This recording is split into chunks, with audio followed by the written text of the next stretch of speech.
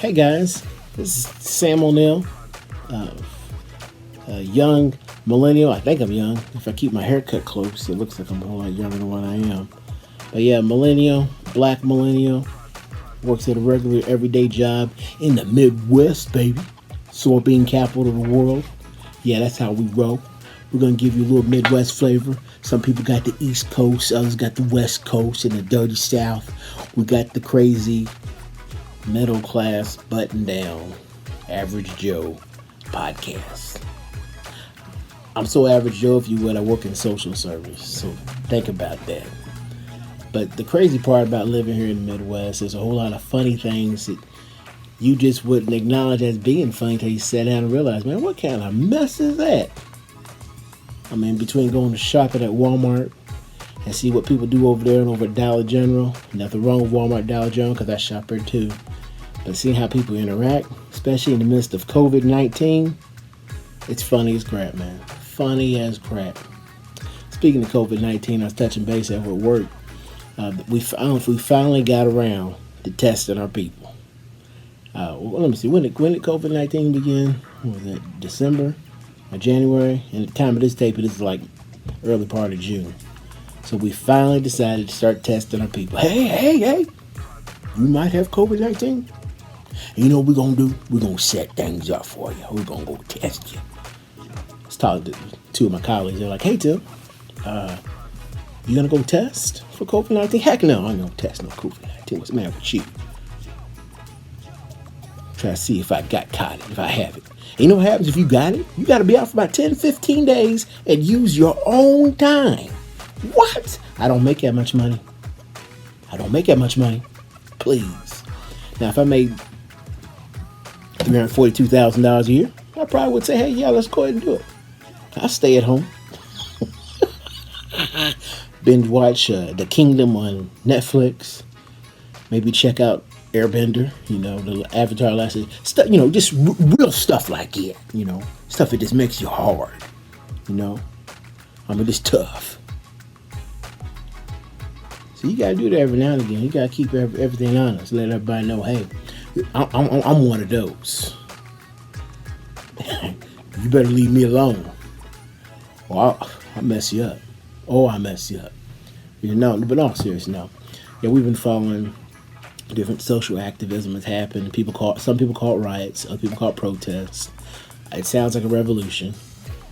Young people, old people, black and brown, some white members, but not everybody, are joining together in forces saying, hey, we're tired of this. No more. Resist. Get it out. I'm starting to wonder how serious people really are about this quote-unquote revolution. I'm in agreement with it. I hope that things change, that people start treating black people like citizens, and they stop getting killed in, larger amounts, being roughed up by the police and treated unfairly, and having a systems change, a systemic change. That's like the buzzword now. Systemic oppression. That's the buzzword. I pray that all that comes to a halt, and we start treating people like everyday citizens. And it's a true meritocracy. That's what I hope. I pray for that. But I just don't think that's going to happen. Because it just seems some parts of it seems too commercial. I was watching Amazon, and I love Amazon. God bless Amazon. And they have a category section talking about, basically like Black Lives Matter and stuff that keeps you woke, like you be awake to what's going on. And they have different movies and stuff and different business leaders like, hey, we're against the unjust practices of people. I'm for that. I appreciate it. And I hope they are. I hope people come together and they actually make a move. But I'm young enough, kind of old enough to see not everything people do is authentic. So hopefully it continues to move on. It doesn't peter out. And, it works positively for people. But all I know is our current occupant of the White House, he's not helping things out. And that's pretty funny because I live in Trump country. Oh my God, people love Donald Trump. Oh my God. I think if you were, I think personally, because I'm looking at I'm looking at my window right now, right across the street, there's like a huge, kind of like an antebellum house. See, I'm not in the deep South. I think the state I'm in, Missouri, is like the suburbs of the South. if you would. It's a suburb. And whenever Mr. Donald Trump got elected, or he was running for office, they had a huge sign: Donald Trump, Donald Trump. And that's cool.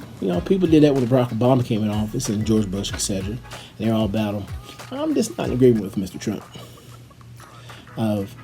If it was up to me, I would, I wouldn't hurt him. I just tell him what's going on, because you don't hurt the president, you don't do anything. I respect that office. But I'm just not a big fan of his. I'm not a big fan of how he gaslights the situation. And it seems like it's purposeful.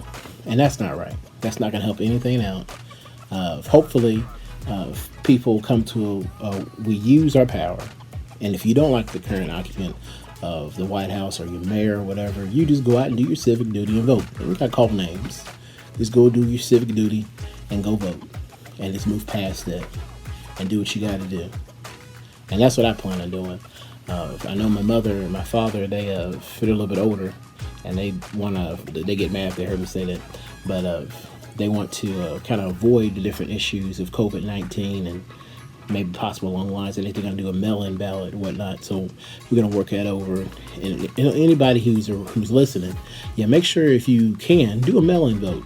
Go and vote, whether it be Republican, voting for Donald Duck, or you're voting for a Democrat. Do a mail vote. Participate in this wonderful country we call the United States of America. Yes, it's 50 states and people got 50 different problems, times whatever. But participate. Do what you can do. And then complain. Don't not participate and complain.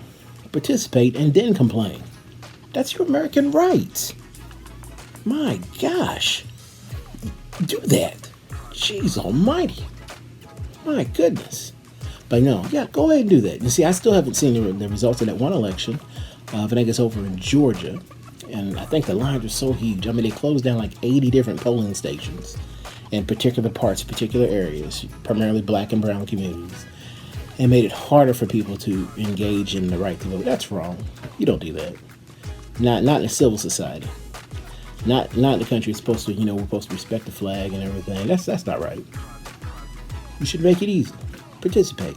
And those who are going through any kind of situation where it's kind of hindering you, still participate. I just got to participating in my local election, and I got to see the results. And I think one or two of the people that I voted for made it in.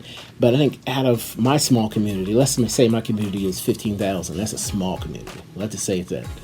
Only 2% participated. Isn't that crazy? Only 2% participate in the election. That's why you have situations that either you agree with or disagree with. Be engaged, okay? If there's anything of this podcast, maybe that's what it is. It's political engagement. Learn about the characters. You're not going to know everything there is to know about everybody, but you can see what the people's behaviors produce and what they've done in the past. That's an excellent indicator of what they're going to do in the future. Excellent indicator. And if you're so inclined, go ahead and you participate in the process. Maybe you should run for office. Maybe you're the right man or woman for the job. I don't know. I don't know if I'm going to do all that, but because, but it all depends. It all depends.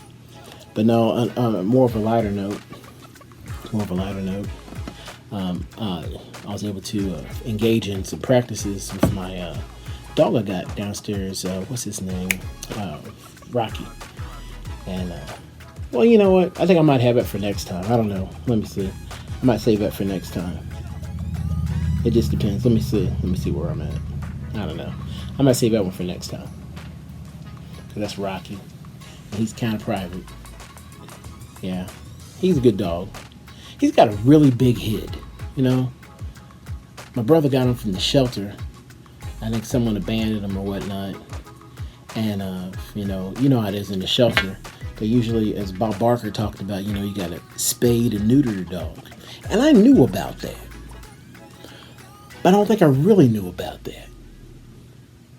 Because it was like about a year later, I was just thinking, I was like, man, my boy Rocky paid the ultimate price to leave. They literally messed with his junk. Man, every day, man, you get a pound, dog. Man, you get a dog biscuit. Okay? I know that doesn't replace what was lost. But you get a biscuit, bro. Because you did it. Okay? You made the sacrifice. Oh goodness, they talked about he was so nervous. I think they took him to the doctor, during that event, and he just messed all over the operating table. He just used the restroom. And I'm like, you know what? I feel you, bro. You didn't know what was gonna happen. People came out with all whatever stuff they had, and then you just let it go. Man, you my dog, okay? You my boy. And I'm gonna remember you, bro. I remember you. Hey, I hear him right now in pouting, so I gotta end this podcast, guys. This is my first episode. We plan to come back later. Follow us, subscribe us. All information is gonna be at the bottom. You take care, chat with me, and see how it is to talk to someone who lives over in Missouri, the suburbs of the South. Oh, I'll see you later. Take care.